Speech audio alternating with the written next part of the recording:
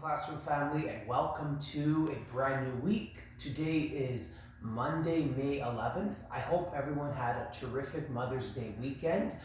Something interesting that happened over the weekend that sort of surprised me and probably surprised you was the snowfall. Did any of you see the falling flakes and the whirlwind outside your window yesterday or on Saturday? It was quite amazing that we received snow during the month of May. I think that's the first time in my lifetime to ever see that. I hope that was our very last snowfall, so cross your fingers from now on. Hopefully it'll be regular May weather because that was a little bit unusual. It made me think back to our days in December, January, and February, but I had to go and double check the calendar to make sure that we were definitely in the month of May. So that was a little strange thing that happened over the weekend. Anyhow, I want to get started with your distance learning for the week. And once again, I want to remind you that all these activities that I'm going to explain and assign will be for the next 3 days. Today, Monday, May 11th, Tuesday, May 12th, up until Wednesday, May 13th, and then I'll reach out with new activities. But I first want to start out talking about our riddle of the week. Last week, I presented the class with a riddle that went something like this. What is bright orange with a little bit of green on the top and sounds like a parrot? Well, the answer, and I'd like to congratulate Xavier because he came up with it first. The answer to that riddle is a carrot, because a carrot is bright orange, it does have green on top, and the word rhymes with parrot. So that's maybe where it got a little bit tricky. This week's riddle has to do with your 5 senses, all right? So listen up, I'm going to present it right now. The riddle of this week is, what is something that you can hear but not see or touch and that you have control over? So I'll say it again. What is something that you can hear but not see or touch and have total control over? All right, good luck with that. I can't wait to hear your interesting answers. All right, moving on to our word list for the week. I'm going to start off with the grade 1 word list, and congratulations, grade 1. You have made it all the way to consonant Z. This is your very last word list that will come from the alphabet. Starting next week, you will start theme word lists, just like the grade 2s. There's a couple of things I want to point out in your consonant Z word list. Number 2 is zinc. And zinc is a type of substance, a type of metal used to make coins, for example. So I believe if you look at our 10-cent dime, that is made out of zinc. So number 2, zinc, refers to a type of metal, and an example of that is it's used in certain coins. Now, like the letter X, letter Z didn't have enough words to have initial Z sounds, so some of your Z words have Z in the middle, like pizza, for example, number 7. But I wanted to point out pizza, not because it's something we all like to eat, but because the double Z in the middle is very different than the Z sound in many of the other words. Z usually produces the Z sound, but in pizza, it's the ts sound, almost sounding like a T and an S blending together. So I want to give you the heads up on that so you don't get tricked by that. So number 7 is pizza, and that's where you'll notice that the double Z in the middle sounds a little bit different. All right, and I want to talk about the grade 2 list. The grade 2 list is connected to our science focus on energy. So you will have a lot of words that you had in your energy reading last week, and some that I included on the energy word search as well. So good luck with that. I think maybe one of the more challenging ones may be gasoline and electric, but I think the others are pretty manageable, and also you'll be seeing them in some of the activities we work on this week. So good luck with your word lists. Now I'd like to move on to our fact families. So last week we focused on rounding, and I always like explaining the purpose in what we do. That means why we're learning something. And rounding in fact families is a way for us to get to know our numbers better. You've already done the hard part. I've already presented you with the tricky addition and subtraction problems in double digits, and in some cases for the grade 2s in triple digits, in the hundreds. But now we're going to scale back and we're going to look at our relationship with these numbers. Because once we get to know these numbers better and how they work together, we'll be able to solve problems a lot easier. So fact families is something that you're really going to enjoy. And we have looked at fact families before, but we're revisiting it because we haven't been together since March, and I want to make sure you go into your next grade understanding what fact families are and how they help you solve both addition and subtraction problems, and eventually multiplication problems for our grade 2s going into grade 3. So I'm going to give you an example of a fact family in a couple of minutes. But the idea of a fact family is that you will be exploring 3 numbers. They will not all be 1 digit or 2 digits. In some cases, they will be two-digit numbers and maybe one digit number. And in some cases, all 3 numbers could be 2 digits. But you will have 3 numbers to look at. And with those 3 numbers, you will be creating 2 addition word sentences and 2 subtraction word sentences. So I'm going to give you an example. And we're going to use some numbers that we've worked with throughout the year because it'll make things a little easier. We're going to use the numbers 5, 10, and 15. Now usually it's not this simple. It can be a bit more challenging, but for the sake of our example, we're going to use these 3 numbers and we're going to create a family for them. So just like a family usually spends a lot of time together, often in the same house, well, fact family members or numbers are together in many different ways. And the more we get to know these numbers and how they work together, we will have a better sense of how we can solve problems whenever we spot these numbers. So, for example, we have 5, 10, and 15. I am going to create 2 addition sentences with 5 and 10.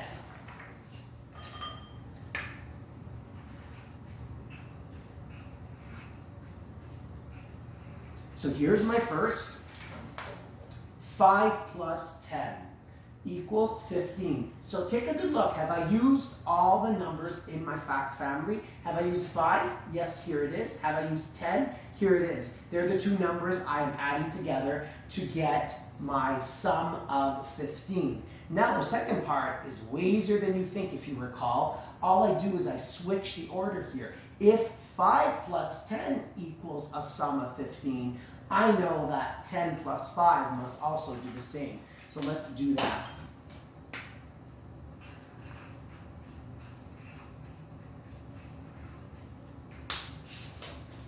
And there we are. All we did was reverse the order. So do I have the same sum? Yes. Am I using all 3 numbers in the fact family? Yes, I am. So we're halfway done. Now we're going to switch to subtraction. Here's what I want to tell you with subtraction. The subtraction sentences will always begin with the highest number in the fact family. So you can go ahead and do those with me because you know they're going to begin with 15 since that's our highest number. So I'll go ahead and do both. And the first will be 15 minus 10 equals 5. So there's my first subtraction sentence. 15 minus 10 equals 5. Now I take my difference of 5 and I plug it in here. So I just do a little switch again. I take my difference and I include it in my subtraction problem. So if 15 take away 10 gives you a difference of 5, that means that 15 minus 5 gives you a difference of 10. So this is an example of how we work with fact families. Again, you'll always be dealing with 3 numbers. And like I mentioned earlier, sometimes the numbers will be 2 digits, like 10 or 15, and then you may have a single digit number. Sometimes you may have all double-digit numbers. The activities will be different for the grade 1s as they are for the grade 2s, but overall, it's the same formula we're using. Always use all 3 numbers in the fact family to create 2 addition sentences and reverse the numbers in the sentence and you'll have the same sum.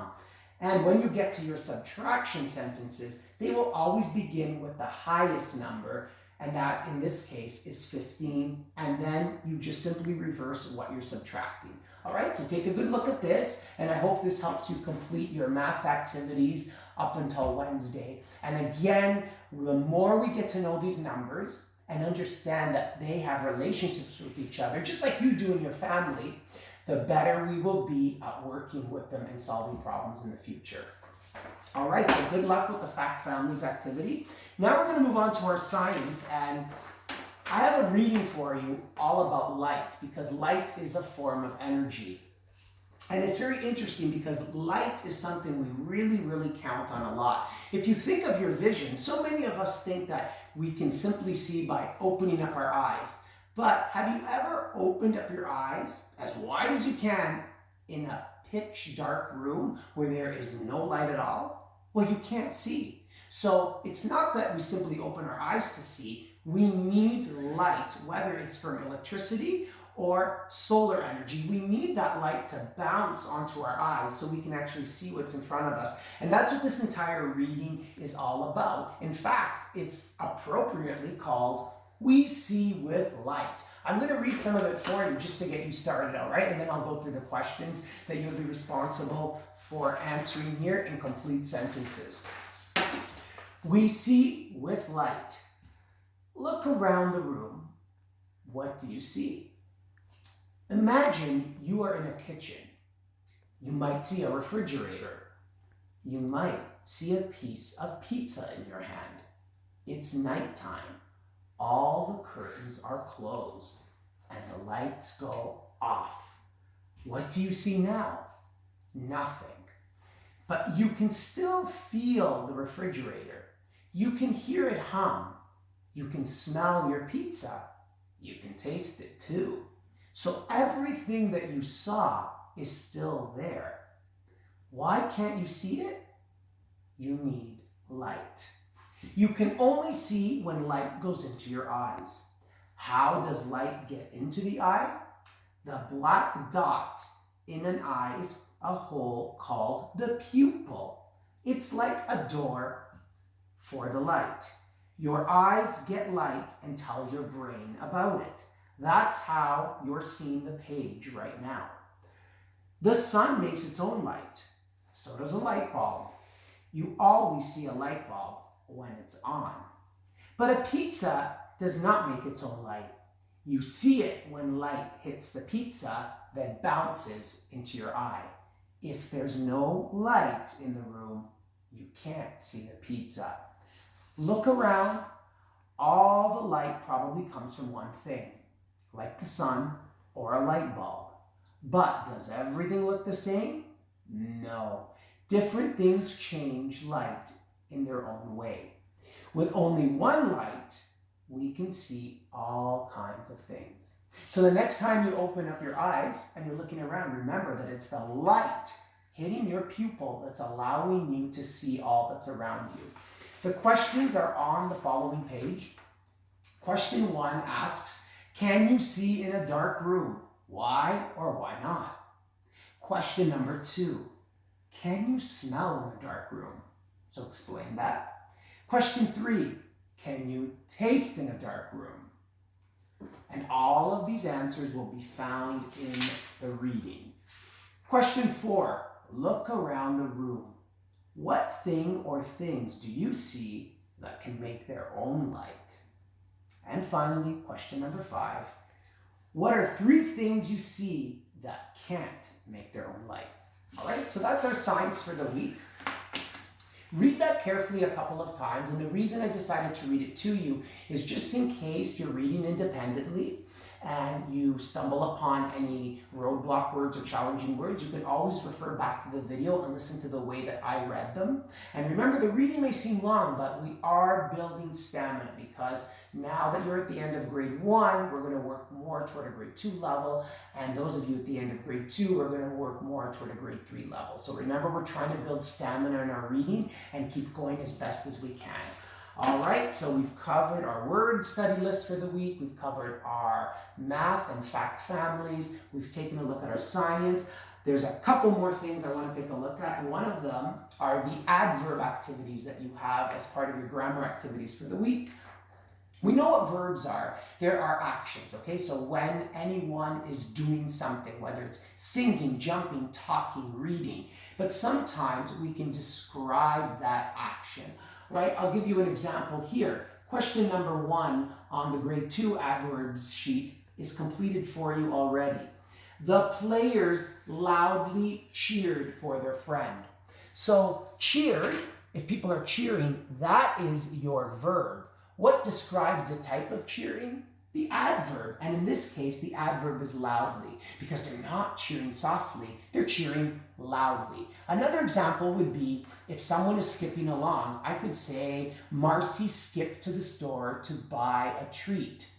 And since Marcy's excited about buying this treat, I can say, Marcy skipped happily to the store to buy a treat. So the verb would be skipped, because that's what she's doing, but how she skipped is happily, which would be your adverb. So remember, adverbs describe the type of verb. All right, and that should be a quick little activity for you.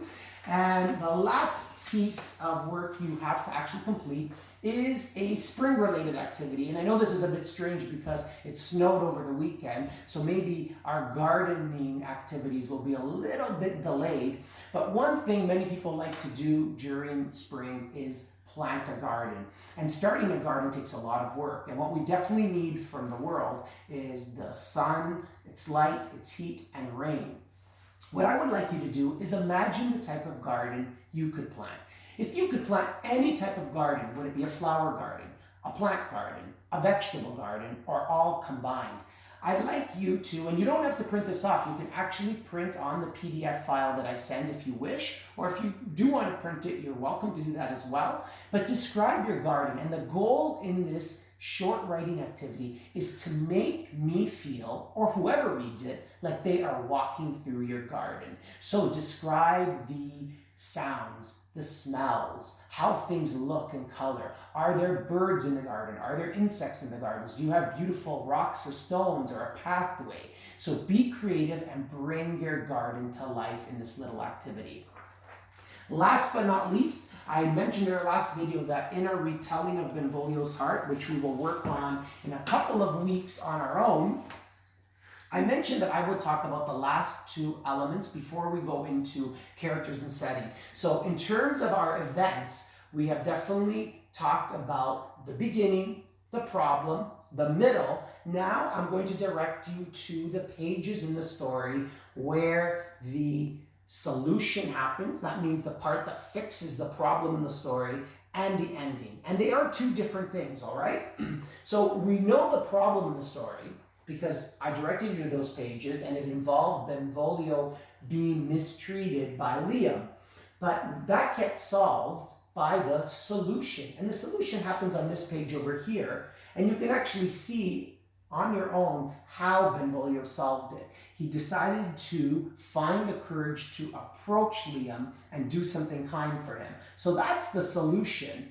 The ending is closely connected to the solution, but the ending of the story is when the 2 boys get over their differences and become friends. So the solution is how Benvolio fixes the problem, and the ending is how the characters are left off. They end off in the story as friends. All right, so with everything that I have guided you to, I want you to take all that information and retell the story's events on your own at some point, and I will give you a template to do that.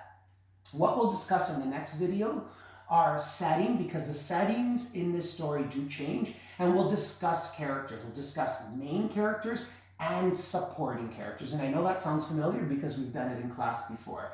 So I just want to take out my famous little notepad and double check that we've covered everything today. Let's see, I have introduced a new riddle. We have looked at both word lists. We've looked at fact families and math.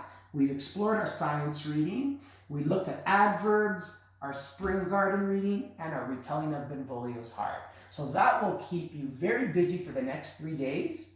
And I'm hoping you have a wonderful start to this week. And remember, by the end of the week, we will be in the middle of May. Wow, that's pretty amazing that we're already there. So have a terrific next 3 days. Looking forward to seeing you soon.